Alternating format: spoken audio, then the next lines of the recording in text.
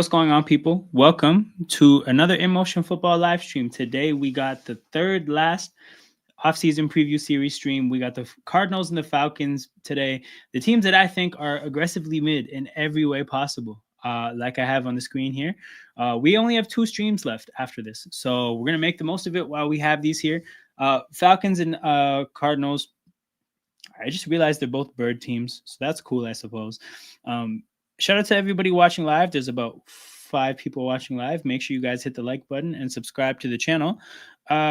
We are going to get right into it. If you're watching this on replay after the fact, you have the same opportunity to support the content. Make sure you hit the like button and subscribe to the channel.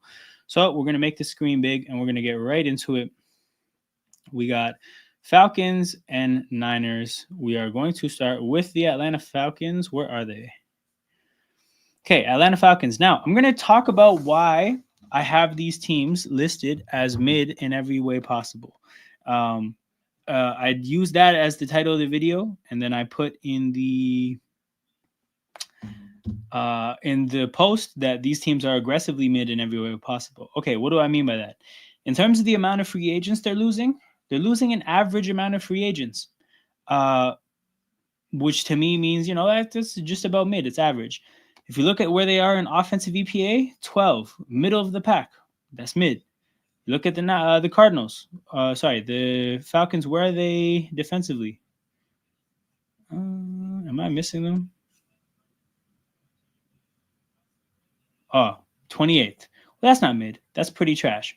But if you even out 12 and 28, it evens out to around 20, which is just about mid. You look at where they are financially. They're jumbled in over here. Falcons, literally middle of the pack, very mid.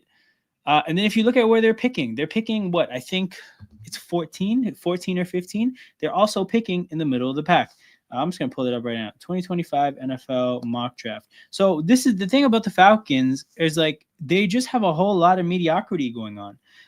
In every way possible in terms of the different things I'm looking at for the offseason. Yeah, the Falcons are picking 15th. So, I mean, again, they're mid in their output. They're mid in their resources. They're mid into what they're in terms of what they're losing. This is just a very mediocre situation. So we're looking at them and saying that they're the 12th offense in EPA. And you know what? That's kind of impressive considering how long they played Kirk Cousins. Kirk Cousins was a disaster, and he was there offensively for a long time. So in terms of what they're losing, they're literally losing nothing but their starting center, Drew Dahlman. Now, they can definitely replace that in the draft or free agency. So, they have the opportunity to build on what they did offensively last year. They were 12th in EPA as an offense with Kirk Cousins playing a bunch of the year. You figure that would be higher if they played Penix.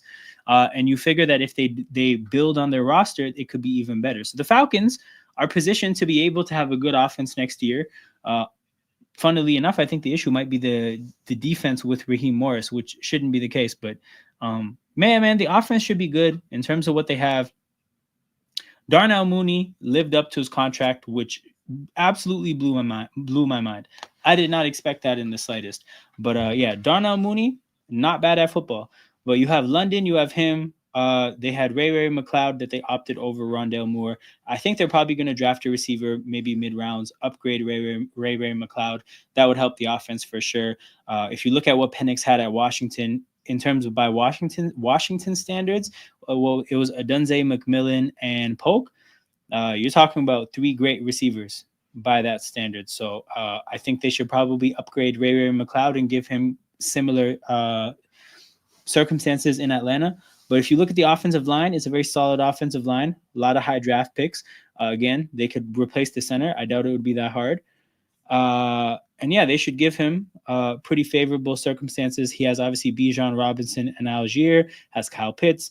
Falcons offense should be good. They have Zach Sullivan as their offensive coordinator. No, why did I say Zach Sullivan? It's Zach Robinson from the McVay tree. I believe him. I trust him. Must prioritize a new quarterback. No, brother, they have Michael Penix. They're gonna run it back with their first round pick. He's got to play. But defensive line for sure. UFL season kicking off later next month. Oh yeah, I totally was not thinking about that. Good to see you in the chat, by the way, Kidder. It's been a minute.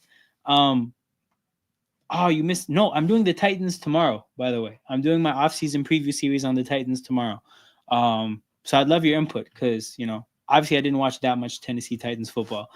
But yeah, man, Atlanta offensively, again, 12th EPA with Kirk Cousins playing the bulk of the year. It probably would have been better if Penix played.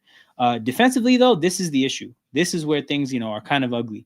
You're talking about the 28th EPA defensively. So this was one of the worst defenses in football.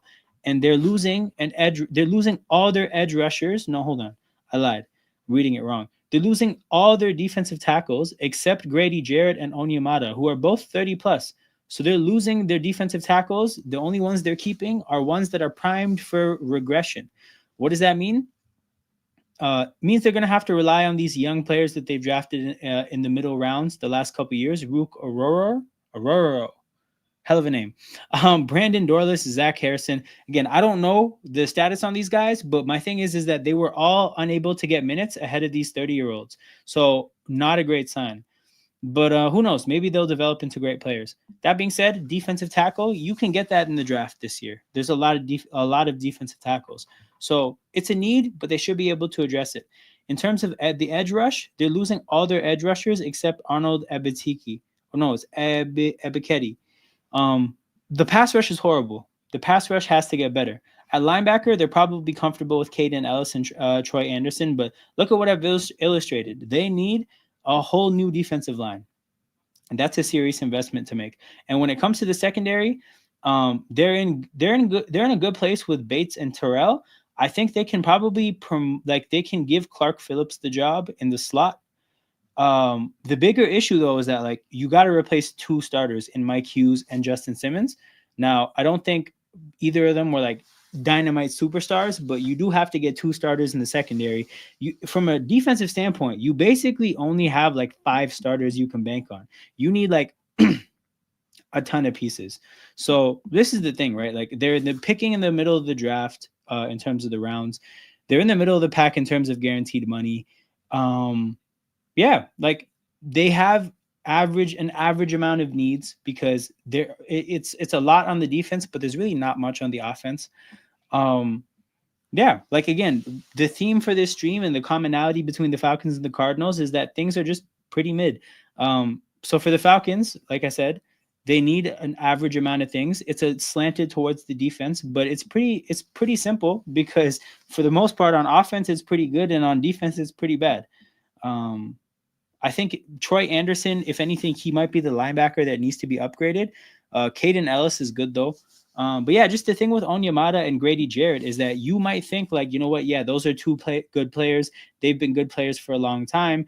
You're solid there. But Grady Jarrett, born in 93, is going to be 32 next year. And Onyemata, born in 92, is going to be 33. You got old men there. They could literally regress at any point. Free agency, Tristan Wirfs, Tampa Bay, Jalen Johnson, CB Bears. Hold on.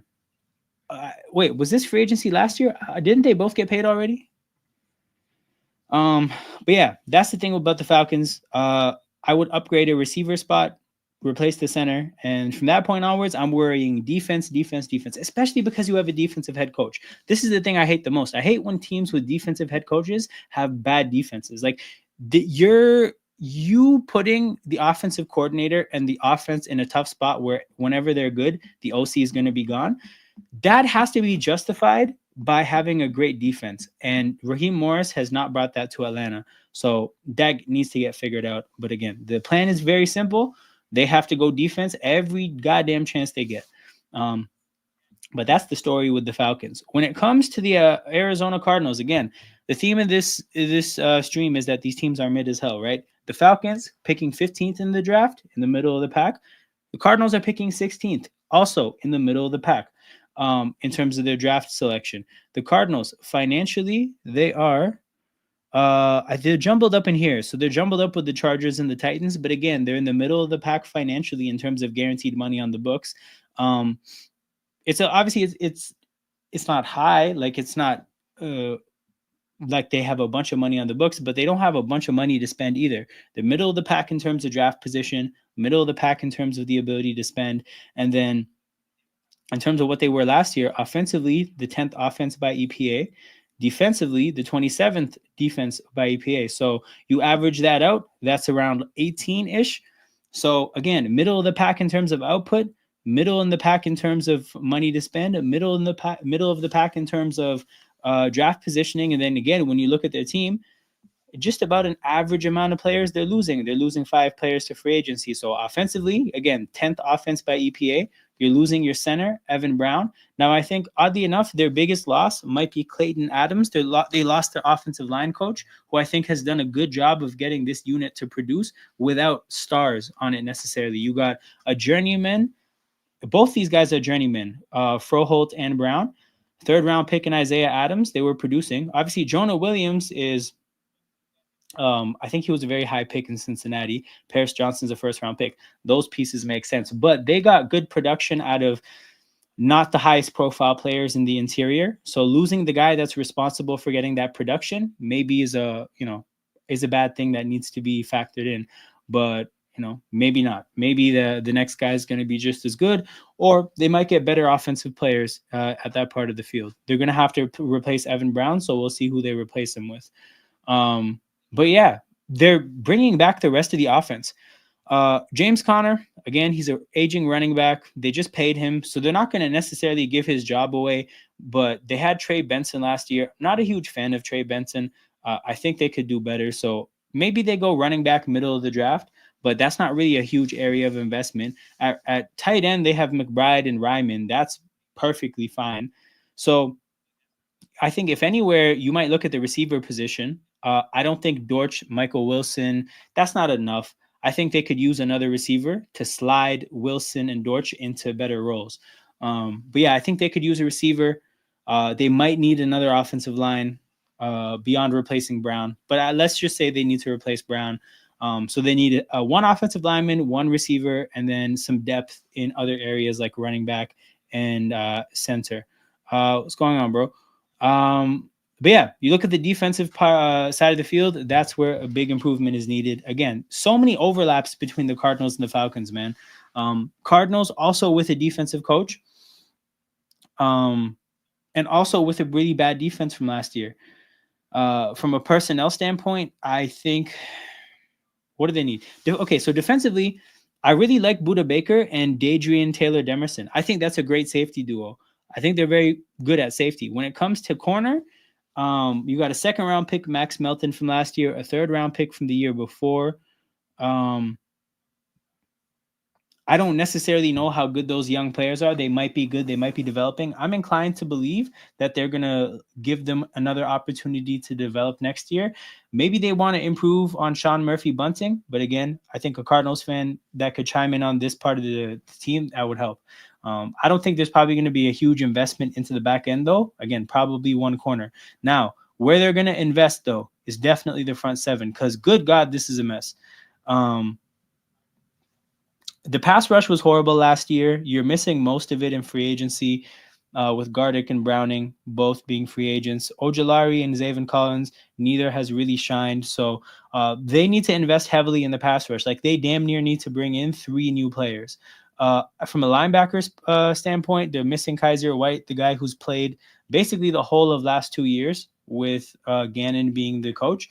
And then Mac Wilson, who I don't think is particularly great. So they also need linebackers. And then in the interior of the line, they're losing everybody but Darius Robinson, 1st-round pick from last year. I think he missed a bunch of last year with injury, so hopefully he's good. But yeah, you're losing your starters, as is the starters weren't great. So they need quite literally an entire new front 7. And I think that's going to be the bulk of their offseason, right? The secondary, what you need is marginal. Like, it's not anything crazy. You don't need anything crazy on the offensive side of the ball, but you need a whole lot in the front 7. So things are pretty self-explanatory. Again, it was a very similar situation to Atlanta. I actually think these two teams are in such similar situations. And we're just going to have to see how it goes. Again, they're both middle of the pack in terms of their ability to spend. They're both middle of the pack in the draft order. And they averaged out to being middle of the pack in production last year. So both teams have to get improvements. generally, but it's so specified and narrow, like where the improvements have to be. It's in the front seven for both these teams. So that's what it is with the Falcons. Cardinals have to rebuild the defense. That absolutely, yes, the defense is the reason they didn't make the playoffs.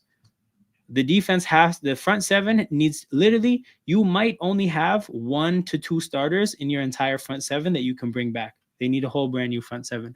So I definitely agree. But yeah, people. Again, these preview streams are all really short. I'm in and out. I talk about the teams. I go. So yeah, shout out to everybody in here. Make sure you guys hit the like button and subscribe to the channel.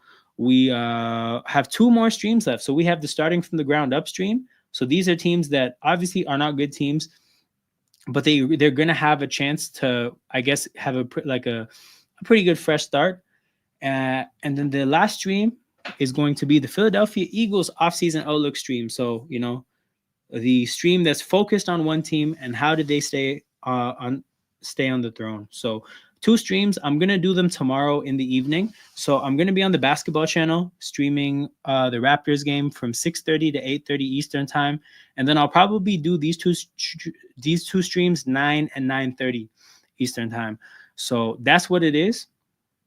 I'll see you guys then. Like I said, make sure you guys hit the like button and subscribe to the channel so you guys don't miss out on things. And yeah, I'll see you guys tomorrow. You guys take care. I'm out.